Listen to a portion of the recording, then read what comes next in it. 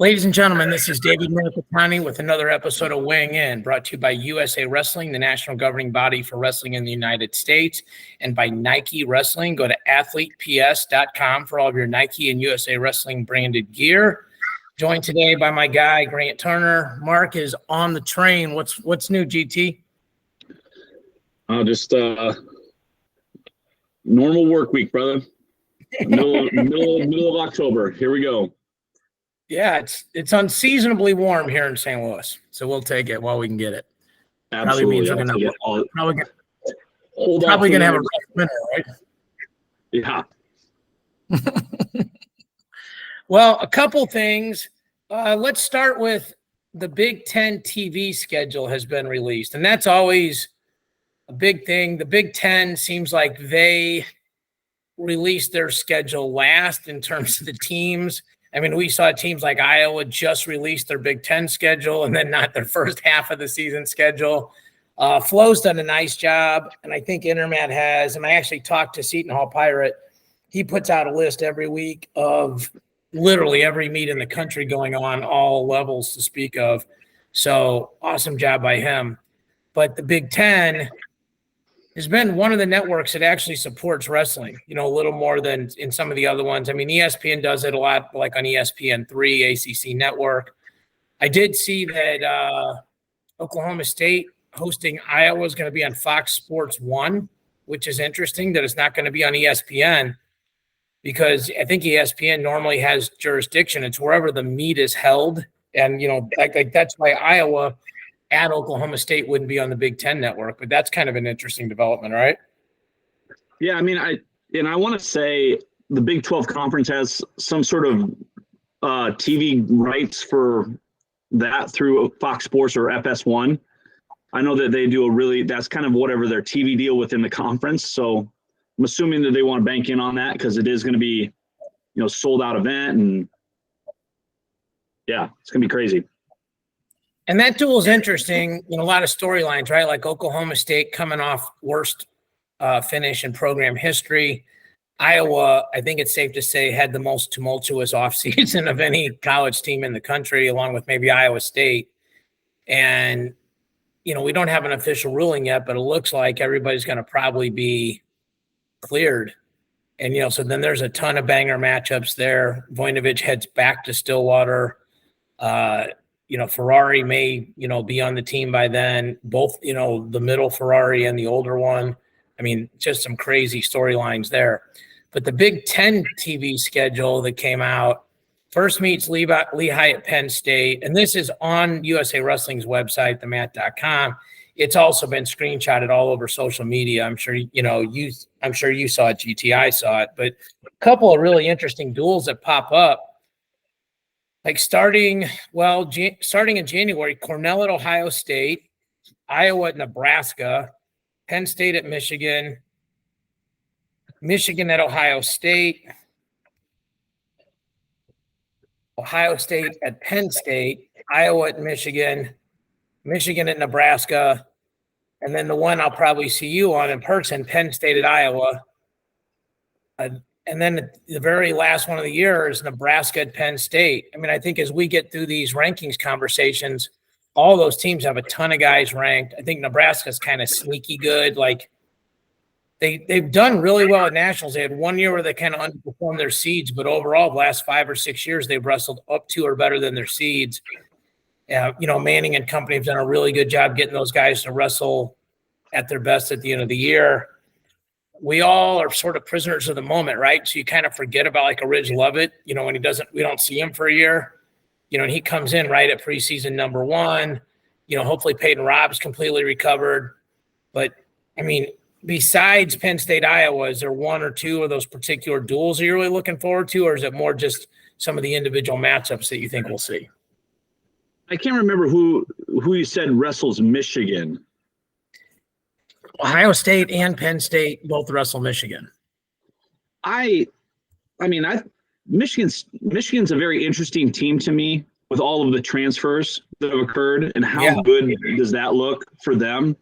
D'Agostino, Cannon, Davidson, Gomez, they got a lot of, they got Amin, Luan. I don't know I think, is it Fine Silver gone? I can't remember because we haven't really done our preview. No, Rylan Rogers will be at 84 most likely. But yeah, go ahead. I just think that they're a very sneaky team because a lot of guys that are like that haven't been in the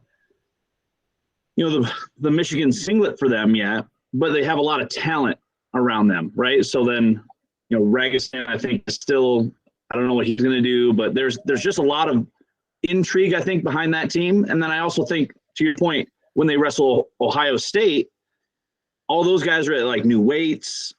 Yeah. So, you want to see what that all looks like. So that one is intriguing to me because, once again, Michigan-Ohio State rivalry is always played up very well by the Big Ten in all sport categories. So I think that would be a really cool one to like circle on the calendar. Well, and to your point, as you mentioned Michigan, I'm looking at the screen. I guess I could share it here. Hang on a second. I will.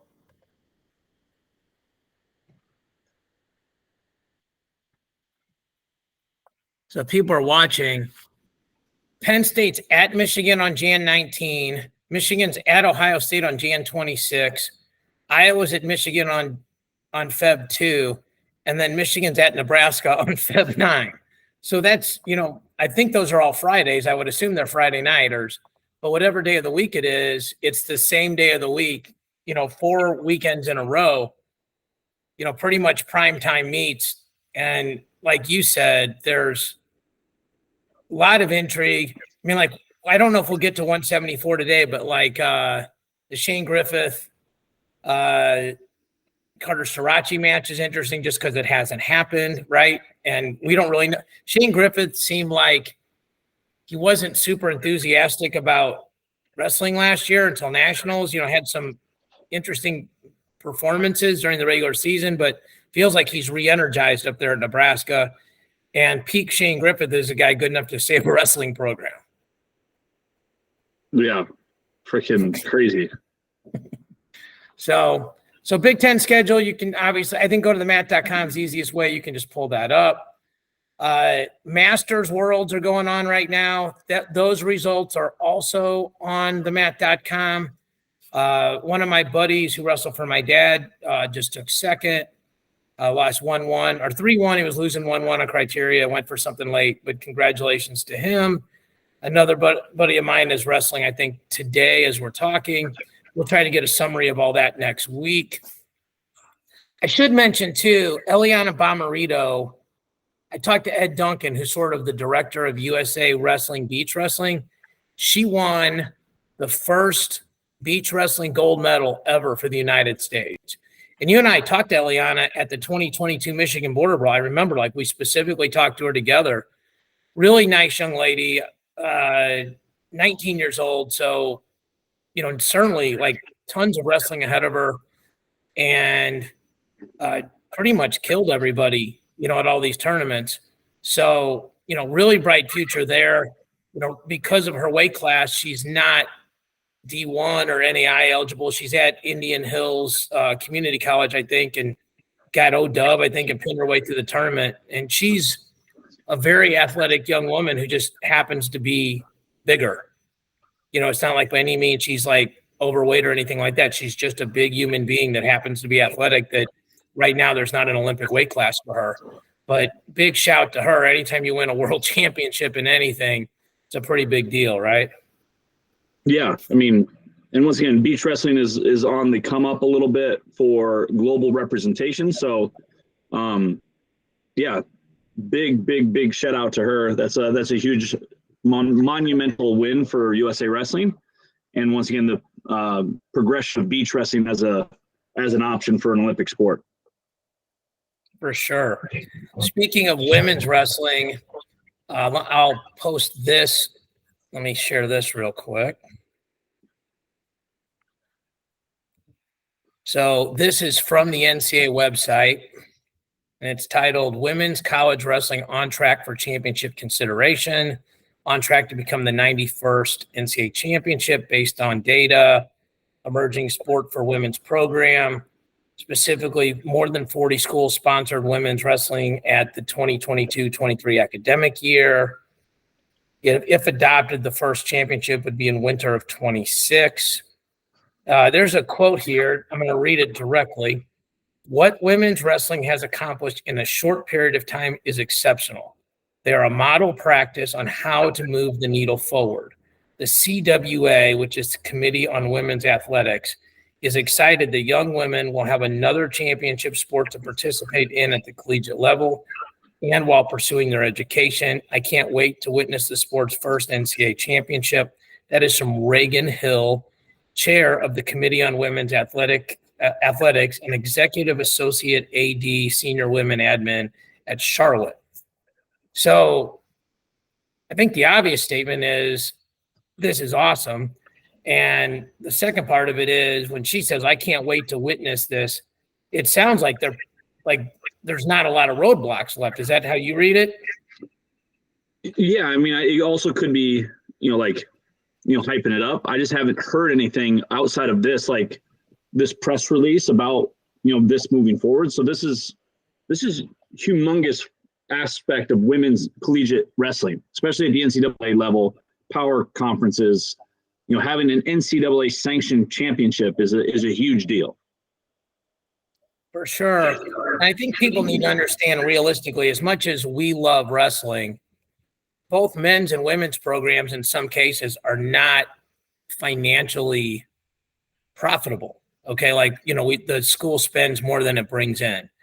And so you're seeing a lot of women's growth at schools where enrollment is low because, you add 40, 50 young ladies to a team, that's tuition, that's housing, that's room and, that's also board and like room and board. It's books, it's fees, it's all these things. Plus there's all these studies that say like, hey, if Grant Turner goes to Iowa State, another 2.1, 2.3 kids are going to follow him if he's an athlete. And so now if we give Grant Turner a full or partial scholarship, then we're also getting another 2.5 kids coming that are probably coming for less money. And so it's more profitable for the school. So like our friend Terry Pack down at Southeast Community College, like they're starting a men and women's program this year. And, that's a school with low enrollment, like maybe 600 to 1,000 kids. And so adding women's is great just for women's wrestling in general. B, it's great for like Title IX problems that don't come up. And then C, it's adding to all these numbers, even if it's not at the NCAA level. The NCAA schools at others, or schools are going, okay, well, hey, it's profitable at this junior college. It's profitable at this NAI school like Grandview. Okay, they figure out a way to make it work. And maybe we can figure out a way to make it work. So the other thing which we talk about all the time is women wrestle freestyle in college. They don't wrestle folk style. It certainly hasn't hurt our men's freestyle team. I think, it's pretty hard to argue we're not in the golden age of, USA wrestling for men, but the women getting a head start on freestyle while in college is really a good thing. You have coaches that are teaching them, leg laces and gut wrenches as opposed to tilts and other things and stand-ups, understanding the edge rules, all these different things. You're always tied, no overtime, no riding time, all these other things. So tons of positive, I guess, offshoots from all of that. So next, Super 32s, GT. So I looked at an article. There's great articles on this on internet, on Win, on Flow, on Mat Scouts. I think Bosch has stuff. I mean, a ton of people that dive super deep into these things, make predictions. You and I, our wheelhouse is not predicting who the best high school guys are going to be in America at each of these weight classes. But I'll tell you, I just skimmed the Flow article. I read it, but then I went back and looked at it. There was one weight class where 7 of the top 20 there, another weight class with 8 of the top 20, and all the other weight classes had between 10 and 14 of the top 20. And so you could argue this has become the hardest tournament in the country, and I will make an argument why. I'm not sure I buy this argument, but there's no separation of cadets and juniors, okay, like there is at Fargo. And it's not like Ironman where you either need an invitation as a team or they have to know where you are to go find you. Like you can just show up. You pay your entry fee and show up. And the numbers are gigantic. I mean, these weight classes are, 100 people brackets. I was talking to Willie Saylor about something separately, and he's helping them or doing the seating for them. I mean, I think for him, he's as good as anybody to do those because he's doing rankings all the time for high school kids. So, a lot of times your seating can fall right in there, except that there's like an exception of head-to-head or something like that. But for people that are college wrestling fans, Super 32 is an important tournament to watch if you kind of want to see who your school is recruiting or who's going to be the next whoever. I mean, Flo's posted a lot of things like Suriano versus Nick Lee several years ago, Yanni wrestling in this. Almost everybody good has wrestled in this tournament at some point, right? Yeah, I mean, it's kind of come back to a, like, once again, there's, very similar to your border brawl. Like, there's been a lot of lineage of people that have participated in such events. Like, I just know, like, Fargo's another really good one, right? So, like, preseason nationals, postseason nationals, freak show, Super 32s, like all of these different institutions all over the country have these really, really great lineages of like epic matches, like the, Dapper Dan duel, Team USA versus Pennsylvania or Ohio or what, all of those things. It's really cool to see year in, year out, the amount of participants that go and compete and then what they do moving forward in all of their college experience. So you get a nice, Dave Mirikitani versus Grant Turner final, which is now going to be on YouTube forever. And we can go back and watch, potentially the NCAA finals when they were, sophomores in high school. Right. So like, it's just cool to see that lineage of progression. And then once again, it is a big recruiting factory for, hey man, you were a Super 32 finalist. Like somebody's going to come call you now. For sure. I think the other interesting argument on that tournament versus say Fargo is it's folk style, right? Yep. So that's really up to each coach, right? Like, I think most people go, if you can win in freestyle, you're going to probably be good at folk style. It's not like you can head pinch your way through a tournament, right? Like, or gut wrench your way through a tournament or leg lace your way through a tournament. You at least got to get one takedown to get on top to do those things. So, but there's no transitional questions if you just win a folk style match. I think the only question would be if somehow you were winning from the top and not getting takedowns with it being a 3-point takedown in college. But that's a statistical anomaly. It basically doesn't happen. So tons of matches there. I believe the meet is Saturday and Sunday. Rumor has it a couple guys are going to – you mentioned Border Brawl, which I appreciate. A couple guys hopefully are going to be rocking our gear down there until the finals. And then obviously they wear Super 32 singlets, but we might see some Nike 2 pieces out on the mat with some big-time wrestlers, GT. And I think next week we'll probably announce the first Border Brawl match for Kansas City, but it's a banger, man. Like, it's a match nobody's seen and 2, I think, top 3 kids in the country. So pretty excited about it and working on a couple others. And it's always interesting when college coaches are calling you saying, hey, can you put together this match? I can get you this guy's name and number. So, which is good because then the college coaches come watch and more people get their pictures taken with people. And that's all part of these type of events, right? It's also the experience. If you just want to watch the matches, you can stay home and watch them on Flow. But if you want it to be part of the whole experience, then, being there and they create extra value is awesome. So again, we're not going to preview it weight by weight. And I'm selfishly very interested in what kids do that will also wrestle in the Hall of Fame Dual Classic because, we're hosting that meet in just over 2 months. And so there's a ton of kids from these schools, like from Wyoming Seminary, from Edmond North, from Stillwater, from Del Barton, from St. Joe's, from St. Peter's, from Buchanan, from Poway, et cetera. We have 16 teams, but, just all these teams that are really, really good at wrestling. And so we may see round 2 of some of these, but this also will have an impact on the team rankings, which will then impact the pools, which will impact probably who wins the tournament.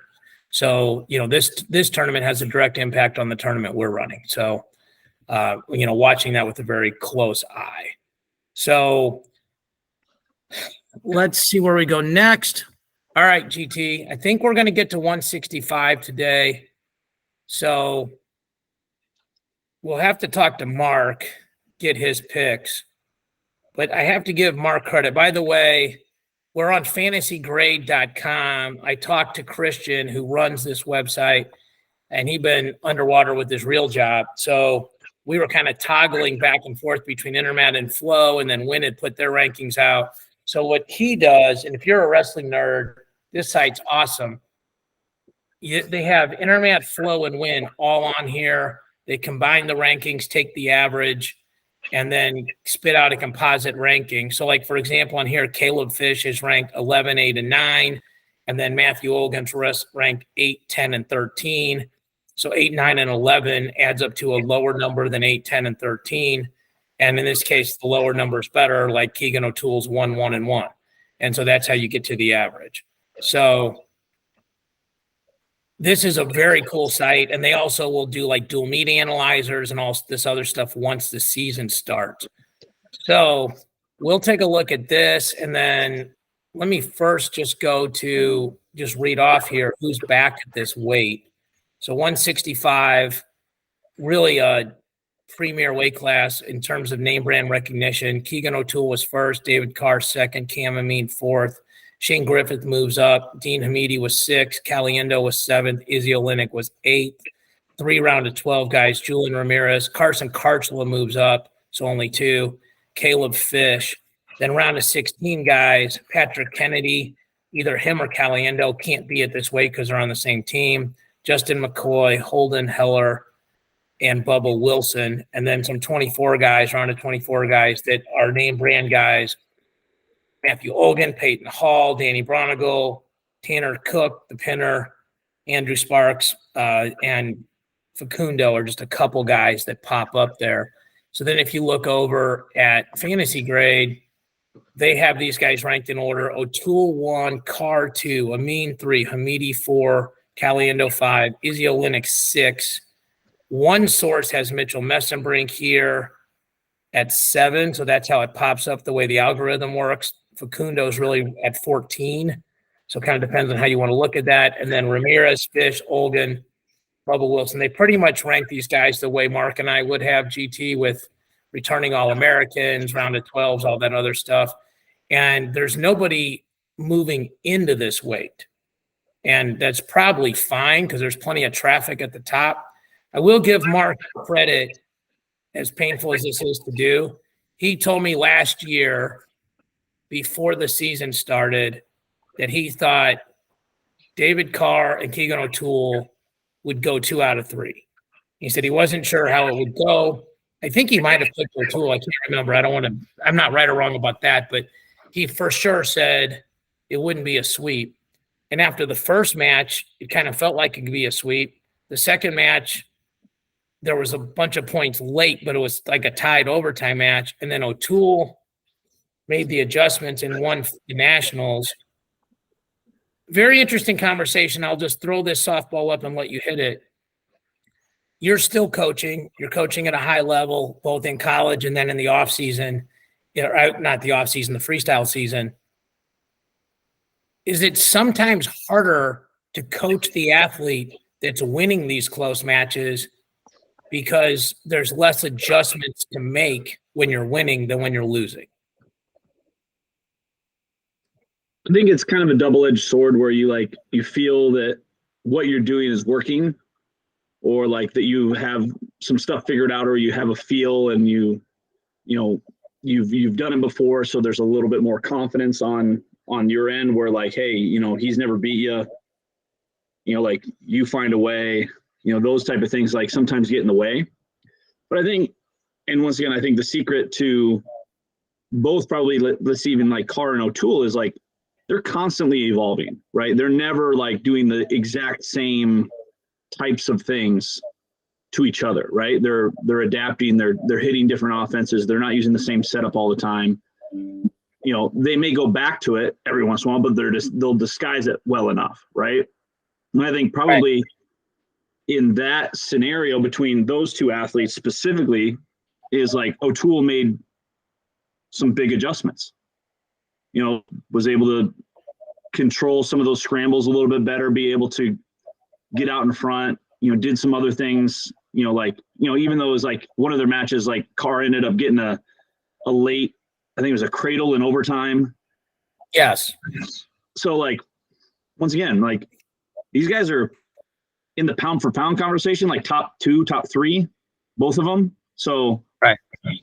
You know, that's just something that you got to like, really good wrestlers are going to make adjustments, but there are some times where like, hey man, this guy's never beat me. He's never going to beat me. Like you have that kind of mentality where no matter what he brings, I got you, which is like a mentality aspect of wrestling. There is technique that goes with that, but I think it's more of a mental challenge for these athletes to one, constantly evolve and be confident in their abilities.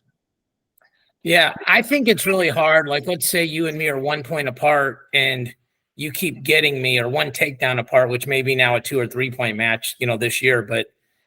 And it's like, well, if I could just get past this one takedown, it's like, all right, well, I felt Grant's high crotch. Okay, I felt his swing single. Okay, I felt his best snap down go behind. And maybe he was so good that I couldn't get to my holds that way. Okay, I felt all this, and I felt the push position and the push and the setup and the momentum and, you know, all these things. I think sometimes it's easier to win the last one if you felt it. And I can tell you this, I talk to a ton of coaches and a ton of athletes, and I'm sure you do too. And the vast majority of them say, hey, I'm not worried about the other guy. I'm worried about me. Like, I'm going to do what I do, and I'm the bad draw, and I'm the problem. And that's probably a mentally healthiest way to approach it, I think, overall, right? Like, you can't, well, I got to worry about the 9 things Grant does. Okay, well, then you're not even going to know how to tie your shoes when you go out there, right? You just got to go wrestle.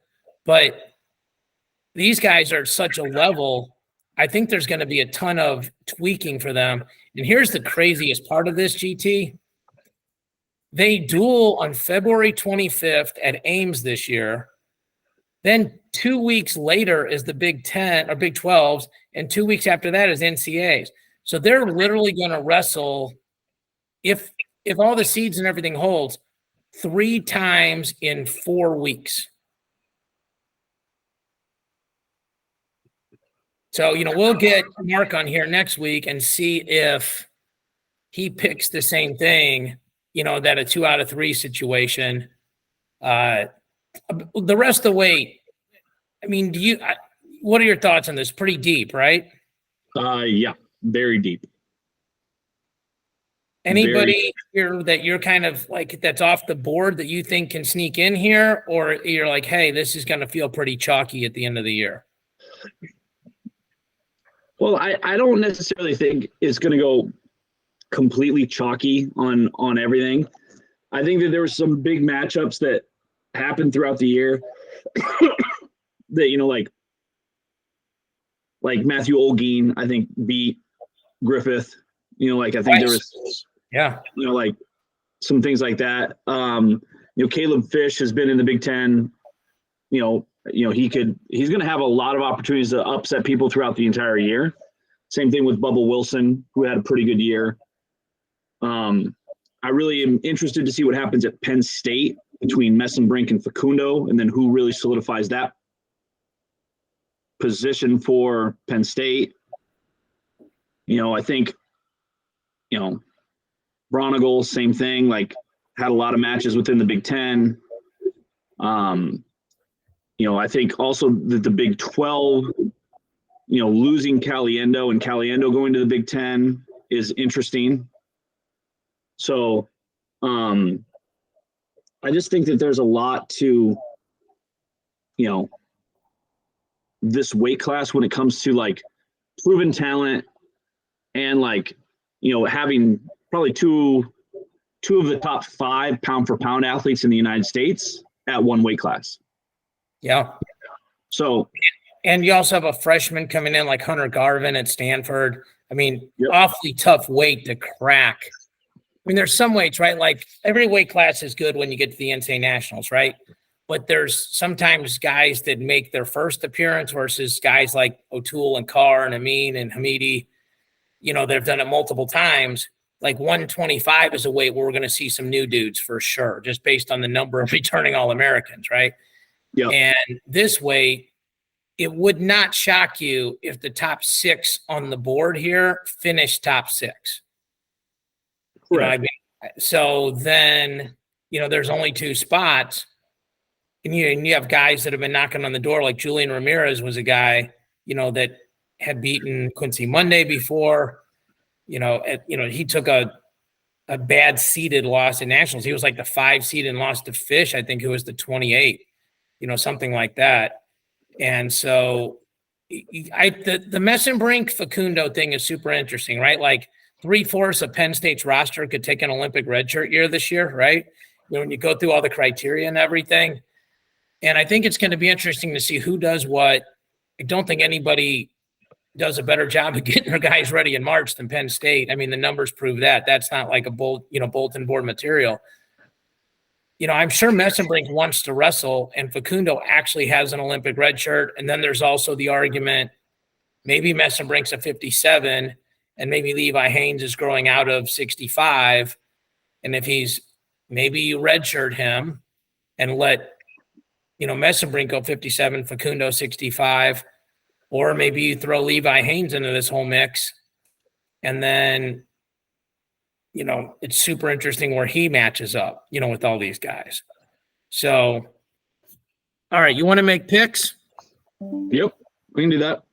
All right, when you're ready, I got you. All right, national champion Keegan O'Toole, national runner-up David Carr. Bronze medal going to the Iowa Hawkeyes in Caliendo.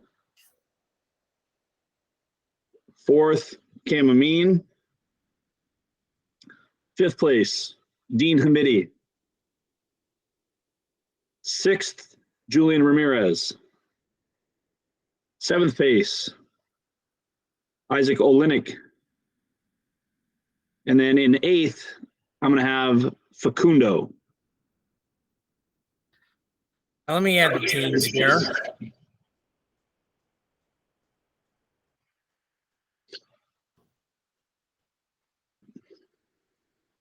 This is great radio. Me typing these in.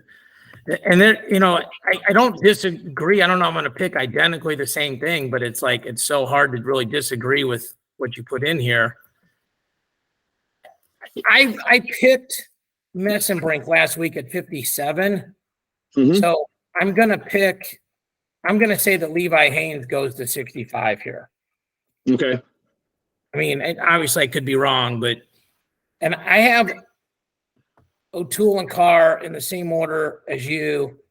I do think Carr wins at least one of these matches. And they're both such smart guys, smart athletes, and great coaches. You know, Carr does a ton of work with Dresser and with Metcalf, and Kendrick Maple is obviously Keegan's guy. You know, and there's a couple times I've gone to practice where they're just in there by themselves, so it's pretty fun to watch. I'm going to get a little chalky here and go Amin 3. I'm going to go Caliendo 4. I think he gets a bump being a year older, being in probably a deeper schedule. I'm going to go Levi Haynes 5 here. Okay. And I don't really know where to put him in because, I mean, obviously Penn State will only wrestle him if they think he's, you know, ready to go. I mean, and the thing is this, Penn State, you know, probably could win this tournament with their best 5 guys. I mean, they could do some things here that we don't anticipate, but obviously we got to pick something. I'm going to go Ramirez 6th, Olenek 7th, and oh, wait, I missed Hamidi. So, no, I'm going to put in Hamidi at 5th and bump everybody down 1. Cool.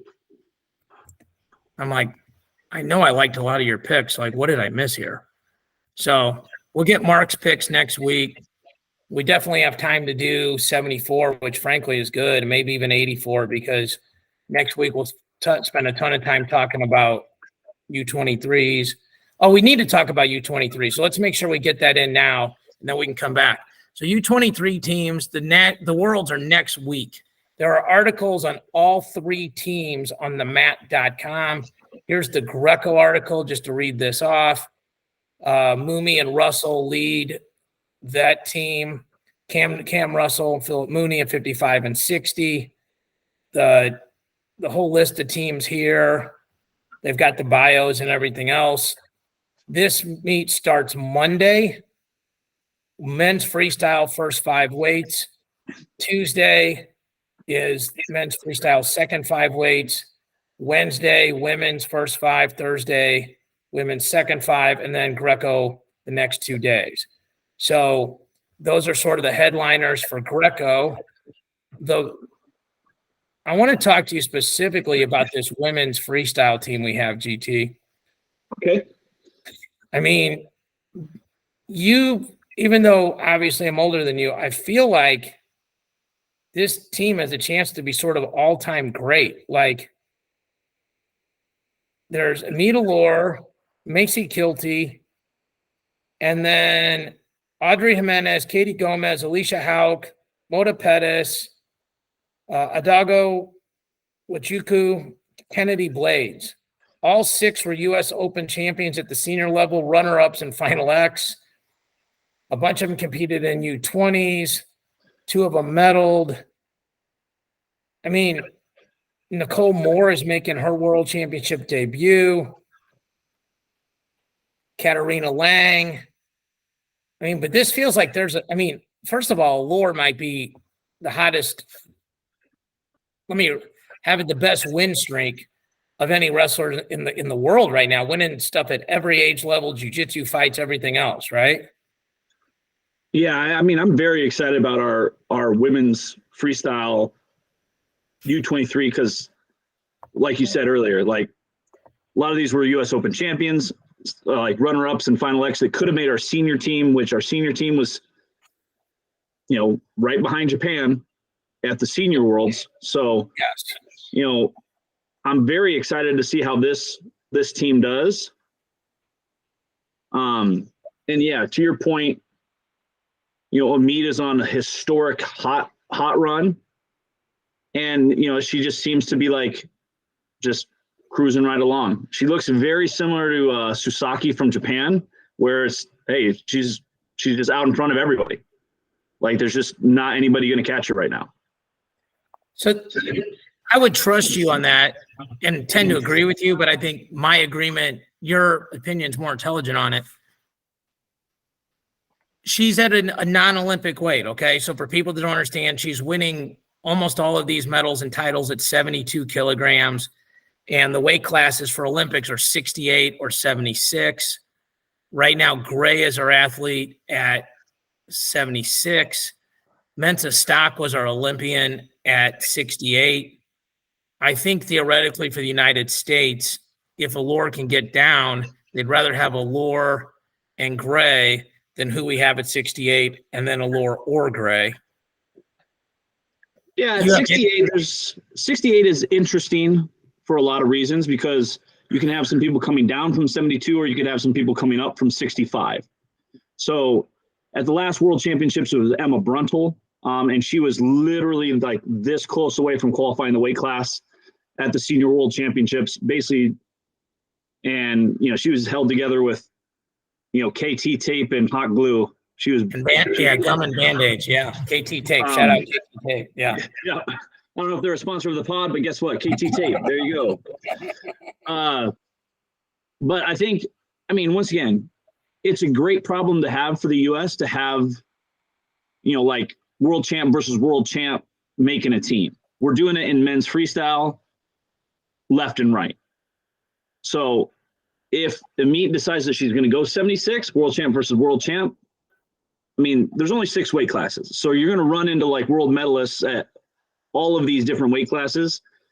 Jakara, she has, world silver medal. Like she's going to determine where she wants to be able to go. Yeah. So, Jen Page, same thing. She's going to have a decision to make on where she wants to go. Yeah. Macy Kilty, same thing. She's going to have to determine where she wants to go.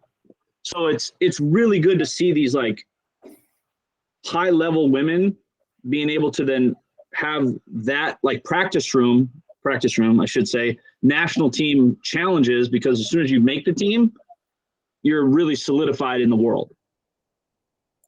Yeah. And I think this is just an honest statement. I think more people know who the big names are in men's freestyle than women's freestyle or Greco. Okay. I mean, and I think that has a ton to do with the NCAA storylines, right? Like, all the men that are on our team wrestled in freestyle, basically wrestled Division I college at pretty high profile programs and were pretty successful, if not gigantically successful.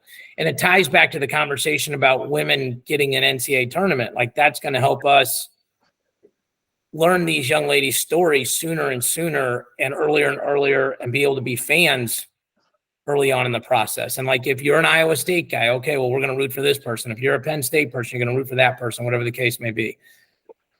But the reason why I bring up the difference is because, like, we all watch like James Green go down to 65 and basically almost kill himself. And, we see Burroughs is on his way back down. He's going to wrestle in a tournament. I mean, albeit with 2 kilos at 74 plus 2 versus 79. And, okay, hey, Marsteller's probably going down. What is Seth Gross going to do? Like 57 seems impossible for him. And it's all these different weight class decisions. And when you go to the Olympic trials, you're just like, your mind is boggled by like these people who are wrestling each other. It's like, it's just in the quarterfinals or the semifinals, like these would be the finals of 99% of the tournaments in the world. And they're like in the round of 16 or the quarters. So, and the other thing that I think is interesting for Allure, especially if she goes down, since she was a world champion in non-Olympic weight, she doesn't have to wrestle in any of the tournaments to qualify, and she's already sitting in the semifinals. So of the Olympic trials. So that opens up some things there. We're on the screen now. I clicked over. If you're watching, you can see Aaron Brooks running out of the tunnel. Brooks O'Toole lead men's freestyle, U23s. They lead off the first 2 days. So it's Keegan O'Toole, Aaron Brooks, Isaac Trumbull, our senior national team members that elected to compete. Sammy Sasso recovering from the gunshot. And I heard Christian Piles say that he's very active on social, posting a lot of things, appreciating all the people that have supported him. So, give him a follow. Doug Zaff, who is the U23 national champ, will take his place. Jacob Cardenas, returning silver medalist, is coming back. Wyatt Hendrickson is on the team. He was 5th at the 21 junior UWW juniors. Cooper Flynn, who's taking an Olympic red shirt, is on the team. And Dustin Plott, who's at 79 kilos, which is 174. I don't know. I'm assuming this is a scratch weight event. But when I saw him in Stillwater, he is a gigantic human being. He's going 184 this year. Him and Bryce Andonian are on the same supplement plan. So, that'll be probably a fairly substantial cut for him. And then Julian Klebo, who has really waited for his turn at Arizona State. He's behind McGee and now steps right in. Brock Hardy. So this is a team with a lot of name brand recognition. I mean, I think we expect – the first names that USA Wrestling led off with O'Toole, Brooks, Cardenas, Hendrickson. I feel like almost all these guys, a lot of it is we're a little myopic and maybe don't know all these guys. But draw dependent, we could have a really, really good tournament, right? Yeah, I think, I again say that it's very bright horizons for USA men's freestyle. I think that these guys are kind of the heir apparents to like what is going to happen after a lot of these other guys retire, right? So, at a lot of these different weight classes, like O'Toole, he's been an age category guy for a long time, and then once again, Brooks, same thing. I mean, he trains at, one of the best locations on the planet for cranking out freestyle medalists. So, Doug Zaff has been really, really talented at the freestyle regimen. Cooper Flynn, Jacob Cardenas, Isaac Trumbull, like doing a really good job. I'm excited to see what Hardy does. He's kind of an unknown to me. And I would say probably an unknown to probably a lot of freestyle watchers.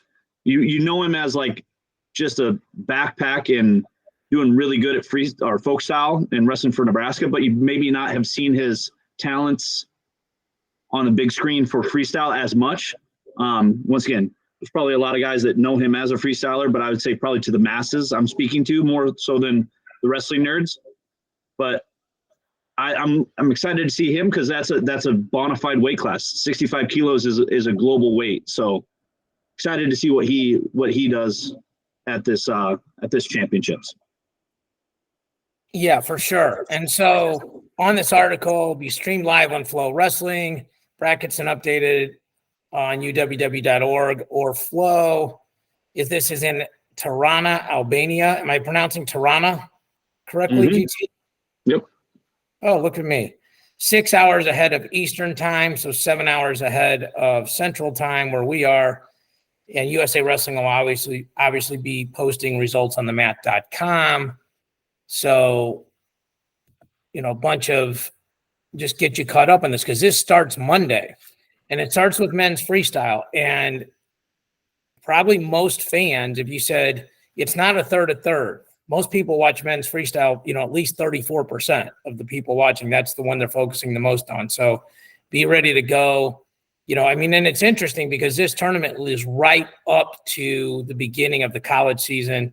I know some of these schools are planning on giving these guys a couple weeks off, like after this, to not have to wrestle in some of their early season collegiate tournaments. Like, I don't think we'll see almost all these guys still have college eligibility. I think every single one of them. So, you may not see like a Klebo or, an O'Toole early season on. I think these are guys that earn the benefit of the doubt. If they say, Coach, hey, we're going to take a little, I need a little bit of time. And it's not just wrestling, right, GT? It's peaking, it's cutting weight, it's competing, and then it's traveling. Like, I talked to you a ton off the air, and you come back from a trip, and it might take your body a day and a half to just reacclimate sleep-wise. The beard is going to always be strong, but the sleep might not always be as strong as the beard, right? So, When everybody does it differently, right? Once again, diet is different when you're on the road. Your meals are different. Your training environment's different. All of the things that are basically occurring for you as an athlete, when you travel abroad is different. So, I think it's something to consider when it's these guys that are like coming back into folk style season. It's completely and utterly different positions, especially for the guys that are on the Greco team. Yes. So the guys that are performing Greco have been doing training camps for the, basically the entire fall here, specifically for Greco. And then, all right, hey man, I got to learn how to sprawl again. It's a whole different aspect of things where you have to train your body back into position. So there is a transitional period just besides the body acclimation stuff. So, yeah. And again, I think if you're a fan or a coach of these athletes, like, you can name anybody on that team. I don't know who the least accomplished guy is. I'm not going to attempt to pick that out because I think that's a terrible exercise. Let's say I'm on that team and I'm the least accomplished guy. If I was good enough to make that team and I go to XYZ University, I probably can skip a meet or two, and we're not worried about how I'm going to do at the end of the year because I just competed in something that's literally the highest level for my age group. And I think we're seeing now what a grind the season is because we have more and more people that, the trend is way less matches, right? 20 years ago, people were wrestling 50 college matches in a year. Now it's like 20, 25, some of them 18, and the threshold to get a seed is super low. And so a lot of these coaches believe that the best way to improve is in the room. You don't have to wrestle a ton of matches. We know what you're doing right or wrong. We don't need to get a ton of feedback. And it's certainly different than like a JUCO where like, well, hey, we're trying to wrestle matches so that our guys will get recruited at the next level, or our women are getting recruited at the next level. Like, hey, we want to wrestle Grandview. So if our guy beats the Grandview starter, then Grant Turner and Nick Mitchell are like, who is that guy and how do we get a hold of him? You know, if you're Division I, you're not doing that. You know, I mean, there's portal, but you're not trying to get your guys to leave. You're trying to get them to stay. So the whole dynamic of that's real. Yeah, exactly. Right. So it's super different. So we are doing this on Thursday, the 19th. We don't come back on till Thursday, the 26th. And by then, men's freestyle will be done. And women's freestyle will be halfway done. So this is different format, just so people understand it. The Senior Worlds, and you know this better than I do, it's 9 days, and it's 4-3-3 or 3-3-4 or 3-4-3, some version of that, of the 10 weight classes. This is 5 and 5. And they're running and ripping and getting them in and out. So, it's probably a little bit easier to follow. Like if you're only going to watch women's freestyle, you save a day. It's 2 days instead of 3. And you got to be ready because there's more matches coming. So, you know, I mean, just the math, like it's, you know, 5 versus 3 or 4. So we're at 10:55. I think it doesn't make sense to jump into 74 because, I mean, we could talk the setup on that weight class for 10 minutes and then push us over our time. But just want to thank everybody for, you know, we get tons of cool text and DMs and things like that supporting what we're doing. And Mark will be back with us next week. Anything else before we sign off, GT? I'll try to make some time. I don't know exactly when the broadcast will be for U23s, but definitely give that a follow. It'll kind of get you inspired for the upcoming folk style season. So really looking forward to USA Wrestling competing again. But yeah, just super excited. If you can, try to catch some of those matches. All those athletes will be in Nike gear, obviously. And, you know, there's ways to follow it, right? Like you can do settings on your, like an app with UWW, or you can go on the brackets with Flow and, you know, ping like, okay, I want to watch Keegan O'Toole wrestle. Like you can get a notification like every time he's on deck or something. So if you're able to do a little bit stuff on the forefront, then it makes it a lot easier. I mean, we all do this basically at Fargo. If you're on a coaching staff, you know, you're checking this all the time, but if you're a fan, you can do the same sort of thing. So it'll be, it's so much different than it was even 10 years ago, man. Like so much easier to be a fan if you want to make that effort. So, all right, for Grant and Mark, I'm David. Thank you for watching and listening. We'll see you all next week.